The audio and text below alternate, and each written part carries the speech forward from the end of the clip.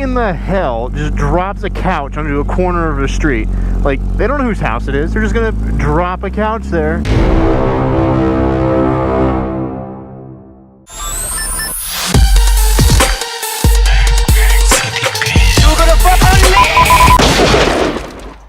Pisses me off when people do that shit. For some reason in my neighborhood, it's acceptable to drop furniture and TVs and shit on my freaking property on the corner.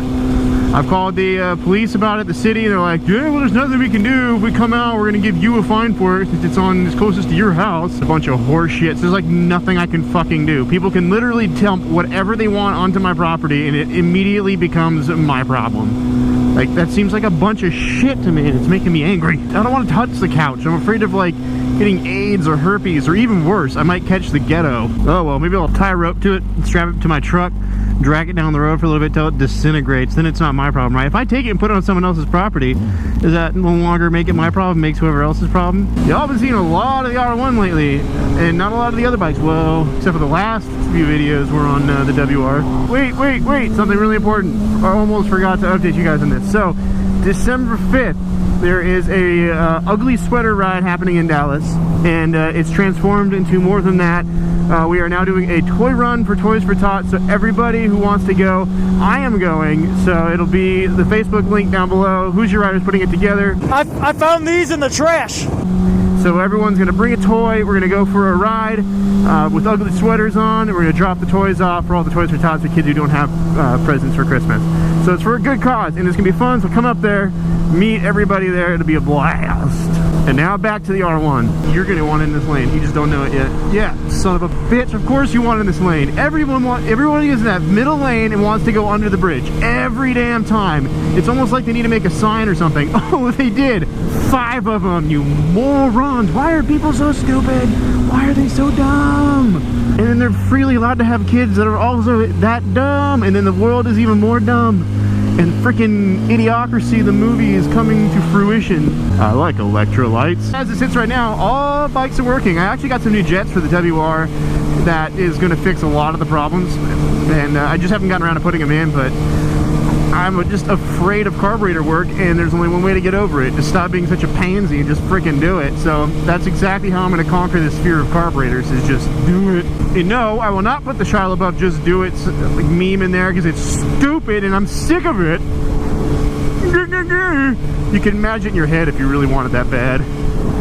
Just like my crotch. So yeah, I like to run, what the hell? I look like a shredded animal, but it was actually a bunch of carpet. But I like to run each bike at least once a week to keep like the gas from going stale, and make sure the battery is still okay, make sure everything's all right. And when it comes into like the rainy season or the cold season, or which it seems like for some reason, we haven't had rain for like 4 years, and we're getting all that rain in about 1 month here. So it's hard to take all the bikes out in a week. It really is. So you've been seeing the culmination of a lot of rotation. So the CBR is fixed, so I took that out to bed the brakes and everything, so it's got its legs stretched. WR went to Dallas, and this is the only one that hasn't been out for a while, so hey, another R1 vlog. That's okay. It's still working, so I kind of like it. And it needs a better exhaust. It really does. This one that's on here, it sounds good, but it's just too quiet. It needs a toast. It has a full catless system on it right now with the headers and everything, so a toast would sound unreal on this bike. It would sound like a freaking muscle car. You know, generally when you want a 2-lane, you find room. You don't just sit there, turn your blinker on, and expect everyone to move for you. You moron. Damn. I will say though, these Yamahas, or at least this Yamaha, has Brembo brakes on it. Oh, they are awesome. This bike does stop on a dime. Uh-oh. It's that time of year where it's just cold enough to get the visor foggy. Oh, I'm Missy Foggy. You know, funny story about that. Y'all have heard me say Missy Foggy quite a bit. You probably have no idea that it even means anything, because it kind of doesn't, but I'll give you the Missy Foggy story. Back in high school, there was this kid named Jason. Man, I can't even believe I remember his name still. Jesus. But anyway, Jason was this Filipino kid at my school. He was really funny, and one time he was in my PE class, and we were playing in the racquetball court, but part of the rules to be able to play racquetball is you had to wear like those science goggles, ones that like completely cover your face. And we're running around in the winter in the morning. This is San Diego, so it's like, I don't know, 40, 50 degrees in the winter. It's not that bad.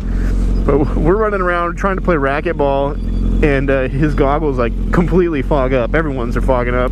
But instead of doing anything about it, he just runs around screaming, "Missy Foggy, Missy Foggy!" Oh, I will never get that image out of my head. It's one of the funniest things I've ever seen in my life. Freaking Jason running around. Vasquez, Vasquez. This little tiny restaurant has probably the best breakfast tacos in the entire fucking world. If you're ever near Round Rock and you want some good breakfast tacos, come to Vasquez on San Bass. For real, it's legit.